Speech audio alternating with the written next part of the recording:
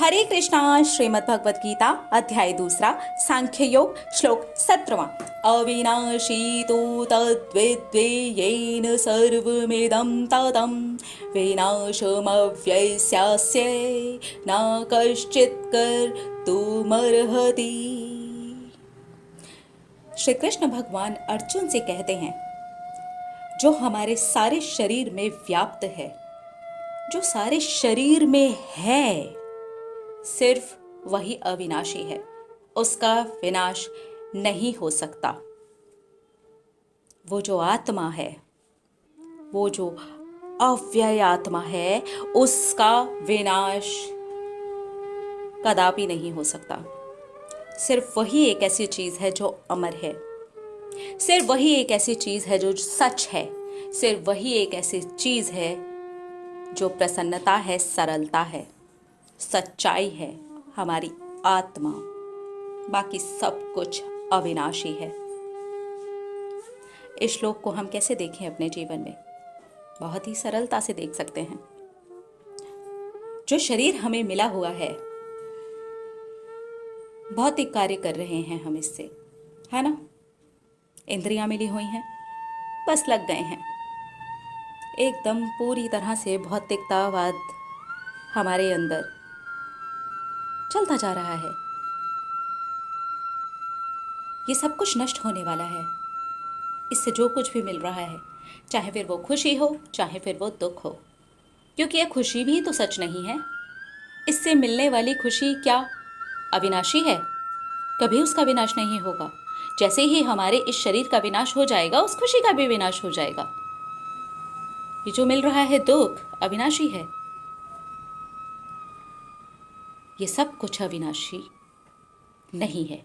इसका विनाश होना तय है। अगर हमारे शरीर का विनाश होना तय है, तो ये तो ऊपरी चीजें हैं जो इस शरीर के रहते हुए, ये भौतिक हम जो चीजों में अटके हुए हैं, सिर्फ और सिर्फ इंद्रिय बोध की वजह से समझते हैं ये सुख है, ये दुख है, इनका तो विनाश होना ही होना है, क्योंकि शरीर का भी विनाश होना है। लेकिन उसके अंदर जो है, जो चला रहा है इस शरीर को,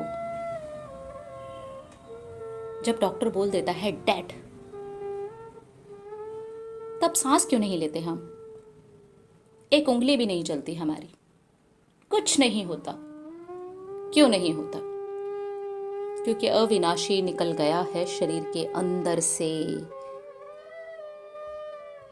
सारे सुख, दुख, टेंशन, अच्छाई, बुराई, पैसा, करोड़ों की जमीन, भिखारी, सब खत्म। शरीर खत्म, सब खत्म। पर क्या खत्म नहीं हुआ और क्या लेकर के गई वो आत्मा? कर्म। हमने जो कर्म किए उसके अनुसार ही तो हमें जीवन मिल रहा है, उसी के अनुसार तो ये सब कुछ हो रहा है। किसी की जिंदगी में सुख ही सुख है, किसी की जिंदगी में दुख ही दुख है। कर्म। और सोचिए, वो अमर आत्मा के साथ में लेकर के जाते हैं। पोटली पे पोटली, पोटली पे पोटली, अटैची पे अटैची, अटैची पे अटैची, खूब सारा सामान भर के रखा हुआ है, वो भी जो हमारे उपयोग का नहीं है। इसलिए अपने कर्मों पर ध्यान देना है, क्योंकि वो जाएगा उस अविनाशी आत्मा के साथ जिसका विनाश संभव ही नहीं है। और अगर हमारी आत्मा का विनाश संभव नहीं है, तो हमें डरने की कोई बात ही नहीं है।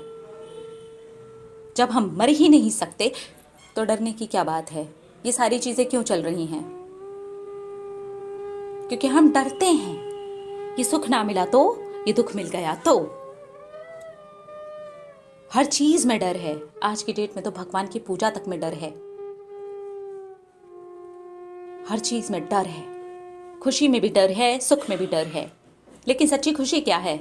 हमारी आत्मा। सरलता क्या है? हमारी आत्मा। और सबसे बड़ा झूठ क्या है? ये शरीर। इससे मिलने वाली ये सब चीजें। इसलिए हमें बहुत ज्यादा भौतिकतावादी नहीं होना है। अपने कर्मों पर ध्यान देना है, क्योंकि वो अमर आत्मा के साथ में जाएंगे और उसके अनुसार ही हम आगे जीवन जीने वाले हैं। हमारा हर पल हमारे आगे का जीवन का निर्माण कर रहा होता है। क्योंकि वो उस अविनाशी आत्मा के साथ में जाने वाला है। उस आत्मा को कोई नहीं मार सकता, कोई नहीं जला सकता, कोई गीला नहीं कर सकता, कोई उसका बाल भी बांका नहीं कर सकता। आपके सामने अगर आपके दुश्मन हैं, आपकी इच्छाएं हैं, आपकी काम वासनाएं हैं, आपके सोच विचार हैं जो आप पर हावी हो चुके हैं, वो आपके दुश्मन हैं, वो उस आत्मा को छू भी नहीं सकते। लेकिन इन सारी चीज़ों के चलते आप जो भी कर्म करेंगे उसकी पोटली बांध करके ले जाना तय है। इसलिए ये सोच समझ करके करें, इसलिए ये सोच समझ करके करें। कई बार हम ये सोचते हैं कि चलो शरीर को त्याग देते हैं तो शायद सारे दुख खत्म। नहीं नहीं, जितनी पोटली आपकी है वो तो आपको निपटानी ही पड़ेगी, चाहे अभी, चाहे बाद में, चाहे इस जन्म में, चाहे अगले जन्म में, निपटानी तो पड़ेगी ही। ये श्लोक काफ़ी गहरा अर्थ दे रहा है उन लोगों के लिए जो ये भी समझते हैं कि चलो शरीर को समाप्त कर देते हैं, सारे दुख समाप्त हो जाएंगे। जी नहीं, दुख समाप्त नहीं होते, कर्म समाप्त नहीं होते।